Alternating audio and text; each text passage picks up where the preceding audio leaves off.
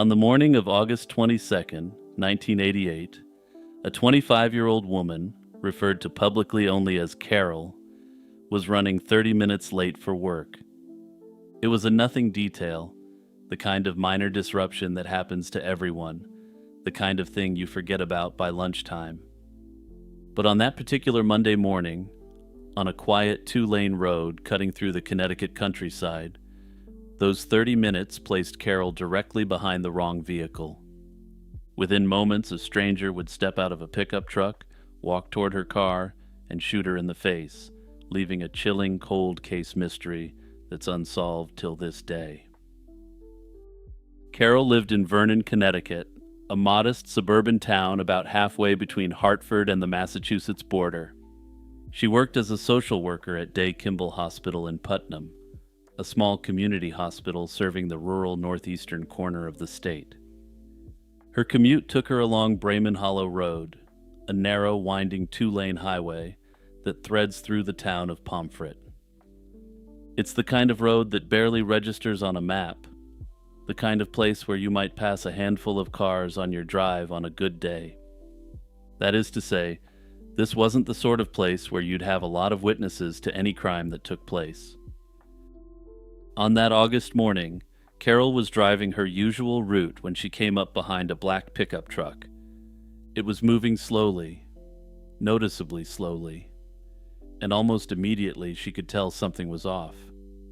The truck would speed up for a stretch, then brake abruptly, forcing her to slow down. Then it would drift across the center line, veering into oncoming traffic close enough to nearly clip passing cars, before pulling back into its own lane. It was the kind of behavior that makes you grip your steering wheel a little tighter and debate whether to try to pass, but Carol stayed behind it. At any rate, there wasn't much opportunity to overtake on a road like Bremen Hollow, and perhaps she assumed the driver was impaired or otherwise distracted. People drive like idiots sometimes, and you stay back, you give them space, and eventually you go off in separate directions. At approximately 9:15 in the morning, suddenly and without warning, the driver brought the truck to a complete stop in the middle of the road. He just stopped, dead center, blocking the lane, and Carol had no choice but to stop behind it. Then the driver's door opened, and a man stepped out. He was white, roughly 5'10", with a medium build and brown curly hair. He didn't say a word. He simply turned and walked back toward Carol's car, with what she would later describe to investigators as a silver revolver in his hand. He closed the distance, roughly 10 feet, raised the weapon, and fired a single shot directly into her face. Then he walked back to his truck, climbed in, and drove away, all in what investigators believe was under a minute.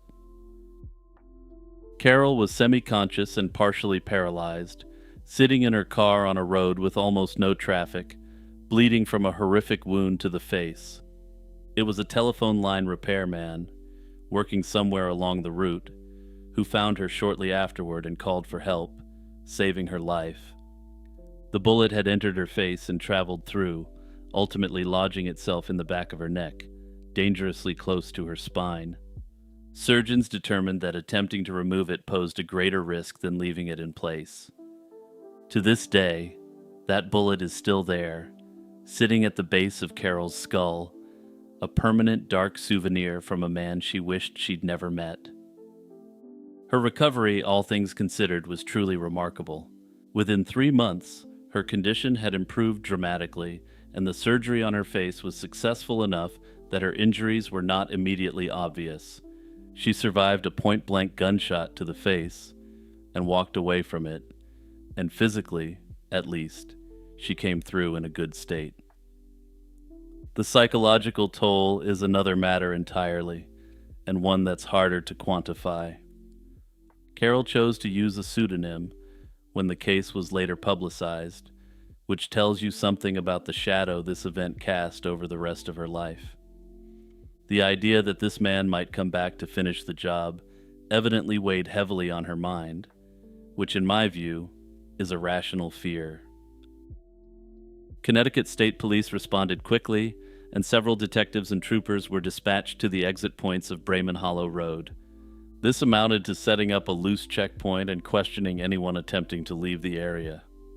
But in a rural part of Connecticut in 1988, quickly is a relative term, and by the time officers had the road's exits covered, the black pickup truck was long gone.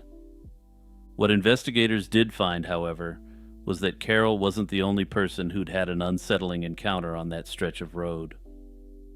Two other motorists came forward independently and told police that in the hours leading up to the shooting, they had encountered a black pickup truck behaving erratically on the road. The truck had been pulling on and off the highway repeatedly, accelerating and braking unpredictably, as if the driver was deliberately taunting other motorists. Detectives believe these incidents were almost certainly connected to the attack on Carol, which suggests the shooter had been out on that road for some time before he finally chose a target. Whether Carol was specifically selected or simply the unlucky person who happened to be behind him at the moment he decided to act is one of the central unanswered questions of this case. The first theory investigators pursued was that the attack was personal, and that the unstable behavior with the other motorists was a deliberate smokescreen to make the attack look random. Those close to her in her personal life were investigated, but no potential suspects were identified, so they moved on to her work life. Carol worked as a social worker treating patients with mental illness at Day Kimball Hospital, a fact that detectives thought could lead to a major break in the case. It's not an inherently unreasonable line of inquiry, and mental health professionals have been known to deal with volatile individuals. The possibility that a former or current patient had fixated on her and planned an ambush had to be explored, but Carol was sure she didn't recognize the individual. Detectives went through Carol's patient records and professional contacts looking for anyone who might have a grievance. They looked for anyone who matched the physical description of the shooter, or anyone who owned or had access to a black pickup truck. They came up empty, and there was no evidence whatsoever linking the attack to Carol's professional life. I suspect that this line of reasoning likely wasted valuable investigative resources, since at the end of the day, she said she had never seen the guy. The other theory is far more unsettling, that it was a truly random attack. Carol may simply have been in the wrong place at the wrong time, stuck behind the wrong truck. I think the evidence that we have strongly points in this direction, assuming the previous acts of the driver weren't a smokescreen for a targeted attack on Carol. The reports from the other two motorists suggest a pattern of escalating aggression over several hours. The evidence suggests that the perp wasn't lying in wait for Carol specifically. He was out there looking for someone, and she happened to be the one who drew the short straw. The investigation hit a wall almost immediately for one devastatingly simple reason: the vehicle. The shooter's truck was described as a well-maintained, new-model, dark-colored Ford pickup with running boards. In most contexts, that's a reasonably specific description, but in late 1980s Connecticut, it was essentially useless. When detectives ran the description against vehicle registration records, they discovered tens of thousands of trucks that met that description. Unfortunately, Carol wasn't a truck expert and couldn't provide further details as to the model of the vehicle, and none of the other drivers who saw it could either. But that's just the tip of the iceberg in terms of how problematic this evidence was, since she didn't get a plate number, or even notice if they were Connecticut plates. It's possible that the shooter drove in from Massachusetts, Rhode Island, New York, or any number of surrounding states in the region. In fact, if he had deliberately planned to go out and commit this sick act, he may have intentionally drove in from virtually anywhere else in the country, or perhaps even Canada. The case attracted national attention when it was featured on Unsolved Mysteries in 1990, which is where I first learned about this disturbing incident. The show generated a significant response, and according to reports, the investigating office received approximately 500 tips in the wake of the broadcast. But again, here's the problem with a case like this. When you're looking for an unidentified man in a common truck who attacked a stranger for no apparent reason, tips tend to be scattershot. Many of the calls that came in were about unrelated road rage incidents that callers believed might somehow be connected to the shooting.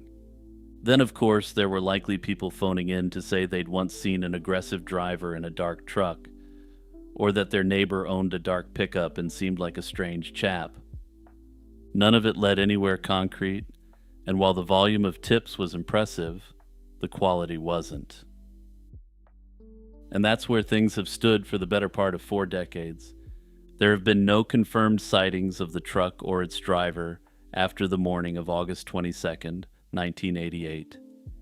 The case remains officially open, but there's a certain point with investigations like these where saying open is just a polite way of saying, we haven't abandoned your case. Unless someone comes forward with new evidence, the Bremen Hollow Road attacker is likely to remain as much of an unknown as he was on that August morning in 1988.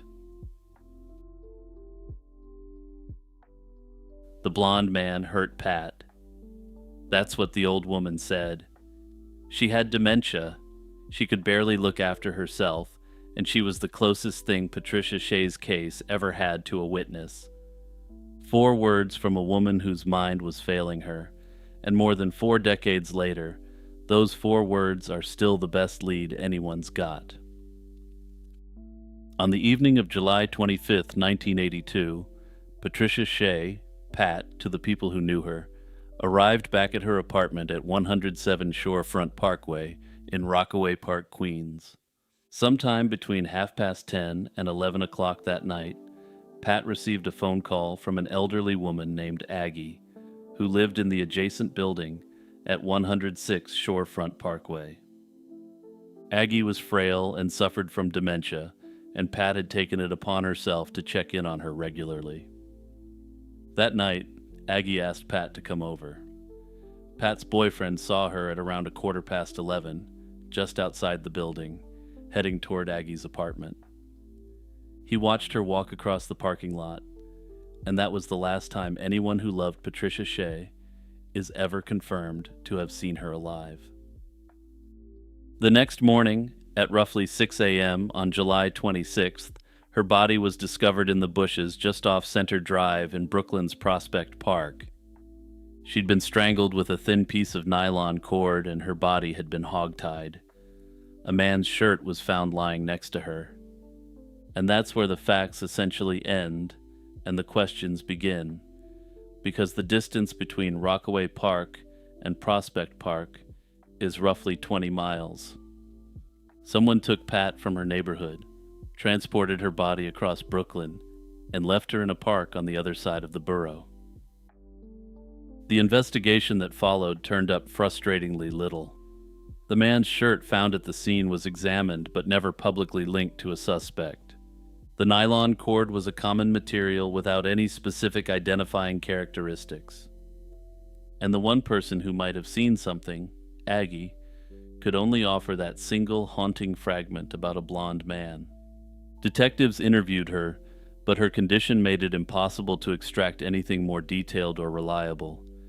Whether Aggie actually witnessed something, or whether her mind had constructed a scene to fit the facts, is something no one has ever been able to determine with certainty. Now, here's where things get broader and arguably more unsettling.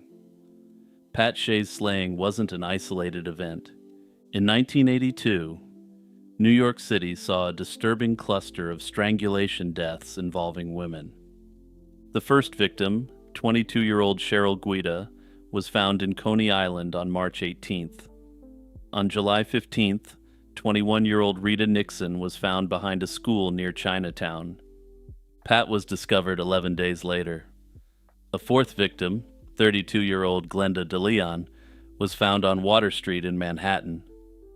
A fifth woman was also found strangled in similar circumstances. 5 women, all strangled, spread across Brooklyn and lower Manhattan in the space of a few months. The then Deputy Chief Robert Colangelo told reporters at the time that the only common thread is that 5 women have been strangled in a short period of time in NYC, which, from where I'm sitting, is a fairly significant common thread, but detectives at the time were unable to establish a definitive link between the cases. The victims didn't know each other, didn't frequent the same places, and didn't fit a single demographic profile. Whether one person was responsible for all 5, or some of them, or none of them in combination, remains an open question. For decades, Pat's case went cold. Her family kept her memory alive, but the NYPD had no new leads and no new evidence to work with.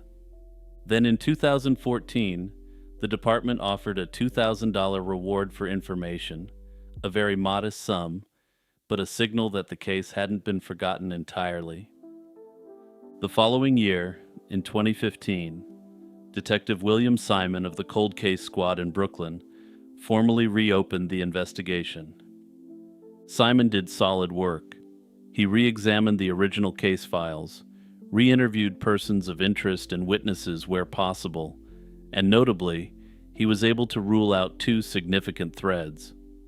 First, he confirmed that Pat's boyfriend had a solid alibi and was not a suspect, something that the original investigators don't appear to have done. Second, he concluded that the connection to the other 4 strangulation victims was unlikely, that Pat's slaying was probably a separate targeted crime, not the work of a serial offender. That's useful information, but it also narrows the field in a way that raises uncomfortable questions, because if this wasn't random and it wasn't serial, then it was almost certainly personal. Somebody Pat knew did this to her and has remained at large for decades.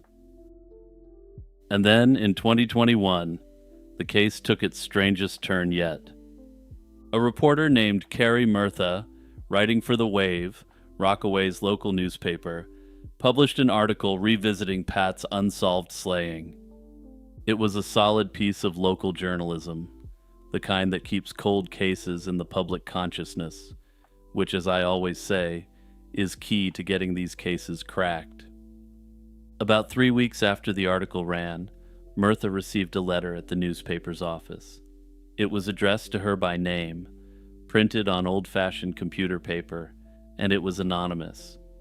The letter named a suspect, and if it was to be believed, it indicates something extremely dark was at play. Specifically, it identified the blonde man as a police officer, gave the area where he lived, and claimed that Patricia had been having an affair with him. It also added the detail that she had threatened to tell his wife about the affair. Murtha passed the letter along to Detective Simon, who followed up, and Simon later confirmed that he'd gone out and spoken to the officer and his family. What came of that conversation has not been made public, and no arrest has ever been made. And I feel like I should underscore here that this was an anonymous source that provided no evidence. This could simply have been a malicious letter sent by someone with a grudge against this specific cop. Or it could have been strategic, a way to discredit the officer, since police officers are often called to give testimony at trial. Someone may have had an appeal in progress where their conviction relied upon the credibility of the testimony of this officer. Naturally, if he was convicted of such a crime, any convictions based upon the credibility of his testimony would be in jeopardy. So what do we make of all this? There are, broadly speaking, 2 theories that hold any weight. The first is the serial predator angle, that Pat was one of several women cut down by the same monster operating across New York City in 1982. Under this theory, the perpetrator was never identified because the cases were handled by different precincts and never properly consolidated at the time. Detective Simon, for his part, has largely dismissed this theory, but not everyone agrees with his assessment. The fact remains that 5 women were strangled in a similar fashion within months of each other keeps this a distinct open possibility in my mind. That said, New York City during this time was remarkably dangerous by the standards of today, so perhaps this apparent pattern is just a sad reflection of that reality. The second theory, bolstered considerably by the 2021 anonymous letter, is that Pat was eliminated by someone she knew.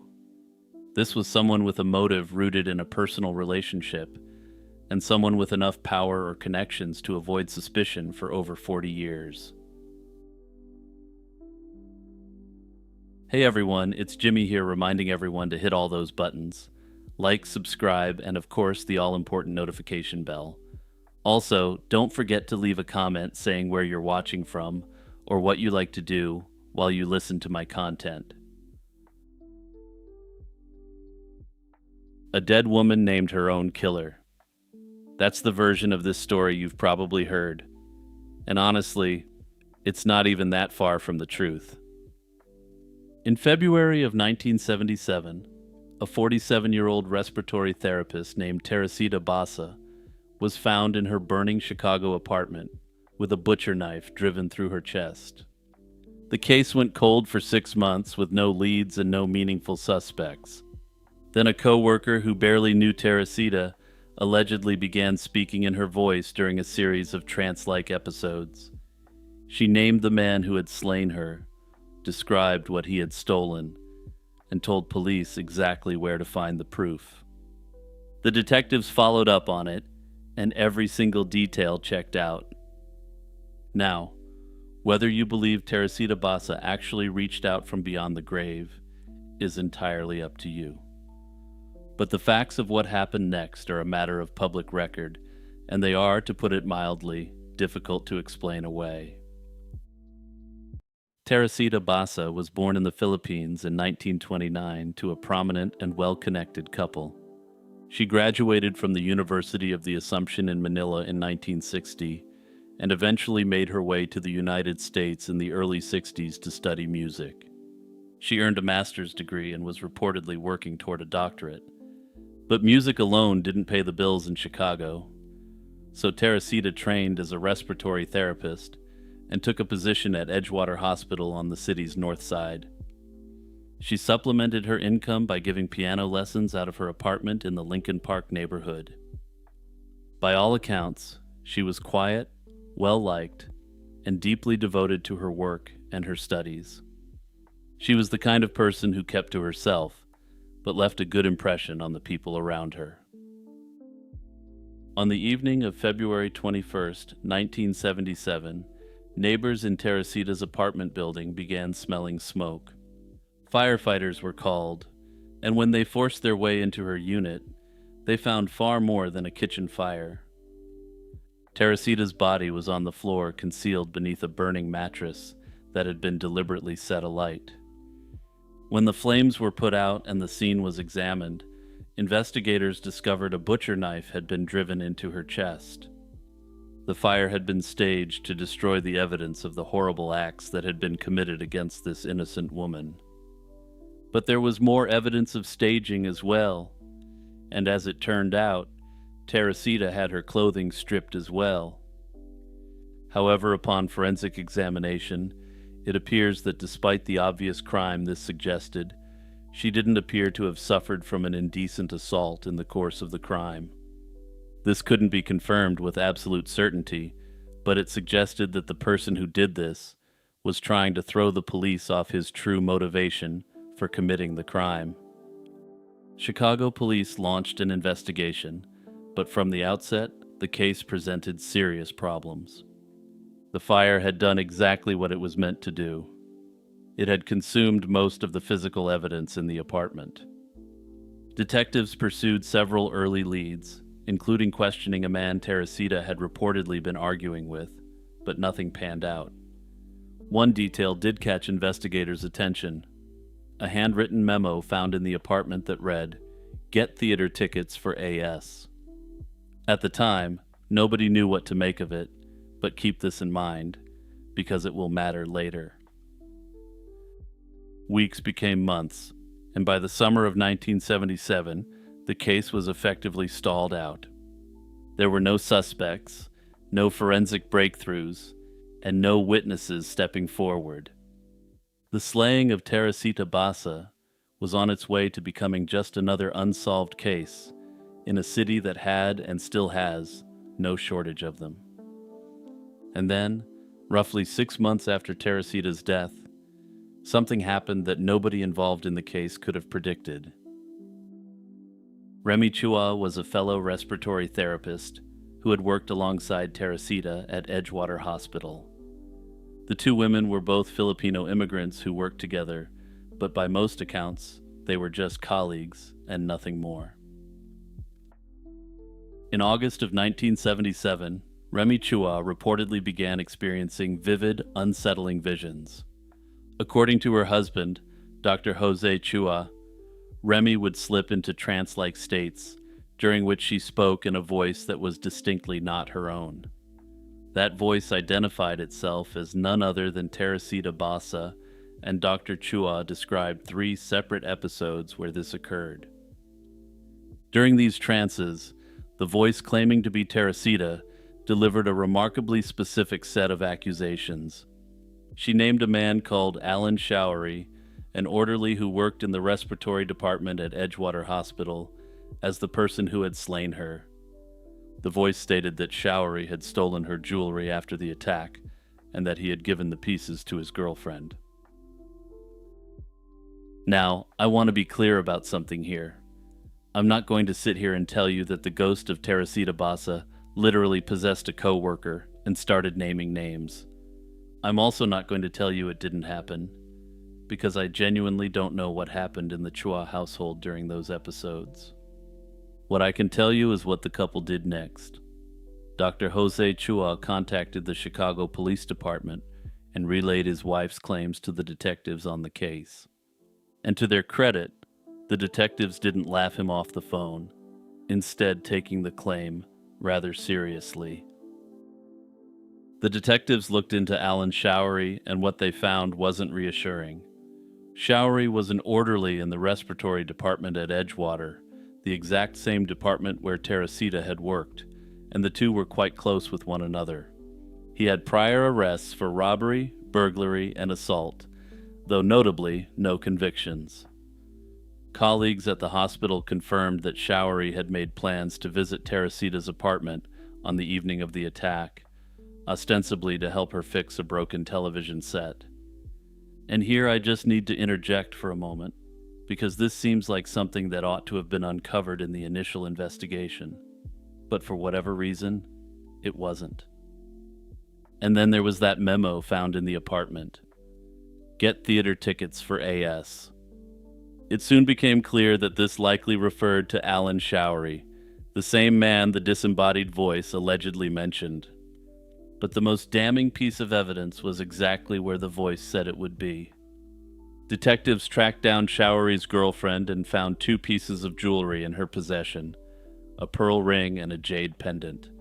She said Showery had given them to her as a late Christmas gift, but friends and family of Teresita positively identified both items as belonging to the victim. Confronted with the recovered jewelry and the mounting circumstantial case, Alan Showery did something that saved everyone a lot of time. He confessed to everything. According to his account, he had gone to Teresita's apartment on the evening of February 21st to fix her television. He left, but for reasons that are entirely unknown, he then decided to return to rob her. When she let him back in, he attacked her from behind as she was locking the door. He then disrobed her body to make the crime appear to be a different kind of assault altogether, placed a mattress over her, and set it on fire. It was a calculated, deliberate attempt to destroy the evidence and misdirect investigators into believing robbery wasn't the motive. Despite the confession, the case went to trial, but a mistrial was declared during proceedings, and ultimately he pled guilty in February 1979. In a further bizarre twist, he was sentenced to only 14 years in prison, but was then released on parole in 1983, roughly 4 years into his prison term. 14 years reduced to 4 for a crime of this nature is the kind of detail that tends to sit poorly with people, myself included. It's especially disturbing since while he claimed that his motive was robbery and that her clothes were removed as part of the cover up, there's the potential that this wasn't the case. I find it hard to believe that someone would commit this sort of crime over a couple of pieces of jewelry and a fistful of dollars. I have to think that he may have done things far darker to this innocent woman, and the fire was designed to cover up those sick acts rather than a robbery. Now, the question that hangs over this entire case is obvious. Did Teresita Basa actually communicate from beyond the grave? Personally, I think the honest answer is that we simply don't know what happened to Remy Chua during those episodes. The mildly skeptical explanation is that information about Showery's visit to Teresita's apartment had circulated through the hospital rumor mill in the months following the slaying. Remy Chua may have absorbed these details without consciously registering them, and during her trance states, they surfaced in a way that felt external, like a voice that wasn't hers. The human mind is remarkably good at constructing narratives from half-remembered fragments, especially under stress. The hard skeptic position is that the Chuas may have fabricated the entire thing as a way to deliver the evidence to the police. However, I find this extremely hard to accept because the idea of framing it as a ghost story seems far less likely to get traction with investigators than simply reporting the rumors. And once again, I just have to emphasize that I can't understand how Teresita's co-workers weren't properly interviewed. If they had been, there would have been no need for this apparent intervention from beyond the grave, because it was apparently a widely circulating fact that Showery had been with Teresita that night. For 27 years, one teenager was known as nothing more than a number, Jane Doe 19, a teenage girl with no name, no family stepping forward, no missing persons report, just 5 bullet wounds and a shallow resting place in a culvert along Interstate 10 in southern Arizona. It would take nearly 3 decades and a revolution in forensic science before anyone could finally say her name out loud, Deanna Lee Criswell.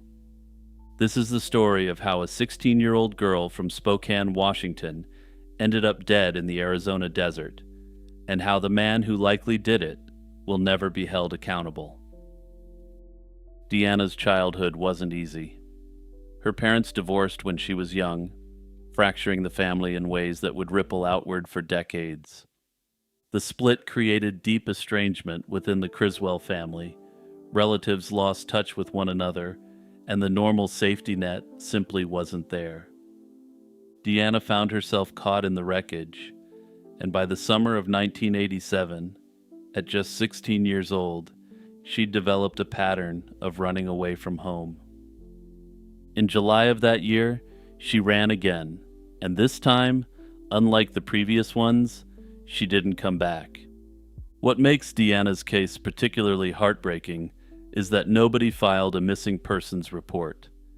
Her family, fractured and disconnected as they were, didn't raise the alarm, and she slipped through the cracks completely without anyone ever noticing. While living on the streets, Deanna crossed paths with a man named William Ross Knight. Knight was 36 years old, more than twice her age, with a criminal record that included armed robberies. He'd been known to carry a .22 caliber pistol during those crimes, a fact that will be important. Knight had relocated to Tucson, Arizona, and in September 1987, he sent Deanna a bus ticket to join him there. She went quote-unquote willingly, or at least as willingly as a 16-year-old runaway with no support system can go anywhere with a predator 20 years her senior. On or around November 23, 1987, Deanna Criswell was shot 5 times with a .22 caliber firearm. 4 of the rounds struck her torso, 1 hit her neck. The shooting happened at close range. She was 16 years old, over 1,000 miles from the place she'd once called home, and completely alone in every way that mattered. 2 days later, on November 25th, her body was discovered in a culvert along the eastbound lanes of Interstate 10 near the town of Marana, just northwest of Tucson. Tire tracks at the scene indicated she hadn't been shot there, that her body had been transported and dumped at the location. Whoever did this had driven her out to this stretch of desert highway and left her in a drainage culvert, like she was something to be discarded. Local authorities launched an investigation, but they immediately ran into a wall that would prove insurmountable for years. They couldn't identify the victim. She had no identification on her, and no one had reported a missing teenager matching her description. Without a name, the investigation had almost nowhere to go, and without a national database, there was little meaningful ability to cross-reference cases nationwide. Detectives worked the case as best they could, running what forensic analysis was available in the late 1980s. But without a victim identity to anchor things, the trail went cold quickly. In 1989, Deanna's then unidentified remains were laid to rest in the Pima County Cemetery. She was buried as Jane Doe 19, one anonymous grave among many. William Knight continued his criminal career after Deanna's death, seemingly unbothered by the fact that a teenage girl he'd brought across state lines was now lying in an unmarked grave. His pattern of armed robberies eventually caught up with him, and he was arrested and sentenced to life in prison. He sat in a Tucson prison for years, and in 2005, he died of end-stage liver disease behind bars. It wasn't until 2011, 6 years after Knight died, that DNA evidence collected from Deanna's body and clothing was matched to him through samples taken during his prior arrests. The forensic link was strong. The same man who favored 22s during his robberies, the same man who'd abducted her, was now tied to her remains through biological evidence. Unfortunately, though, Knight was already dead, and there would be no arrest, no trial, no conviction, no moment where a jury looked him in the eye and told him what he'd done. The justice system, for all its machinery, had been outrun by the hard biological reality of liver failure. The tragedy of Deanna Criswell's case isn't just what happened to her, but the silence that followed. For over a quarter century, no one came looking for her. Her family's estrangement ran so deep that her absence simply wasn't registered as alarming. She existed in a kind of limbo, a girl no one searched for, whose remains no one could identify, someone everyone simply thought was probably somewhere else. The breakthrough came from an unexpected direction, an unexpected family reunion that brought together the feuding factions of the family. In 2014, Deanna's paternal aunt and uncle, Ellen and Donald Criswell, reconnected with Deanna's father after years of estrangement. During that reconciliation, they learned that no one had heard from Deanna in decades, since everyone just assumed she had been in touch with another branch of the family. Alarmed, Ellen and Donald began searching online databases dedicated to matching unidentified remains with missing persons. They found a facial reconstruction and case details that matched what they knew about Deanna, and they contacted the Marana Police Department. On February 11th, 2015, the Marana Police Department officially announced what Ellen and Donald Criswell had feared and fought to confirm. Jane Doe 19 was Deanna Lee Criswell. In the end, for me, what lingers most about Deanna Criswell's case isn't the resolution, but the significant remaining uncertainty. The evidence points strongly in one direction, enough to form a compelling narrative, enough to convince investigators and observers alike that a likely suspect has already been identified. But likely isn't the same as proven, and suspicion, no matter how strong, can't replace the clarity that comes out in a trial. We can't say with absolute certainty what happened in those final moments.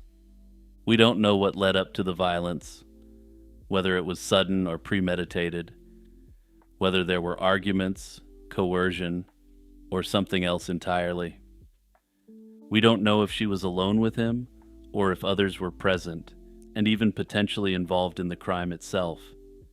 What we're left with is a case that feels extremely close to resolution, but never quite reaches it. A name was finally restored, a connection made, but the truth, in its fullest sense, remains just out of reach. That's one of the tragedies of a case like this, in my view, because it generally means that there will be no further investigation into the circumstances of what happened. This is especially concerning given the fact that ultimately we don't know if Knight was the trigger man at all, even if all evidence suggests that he likely was.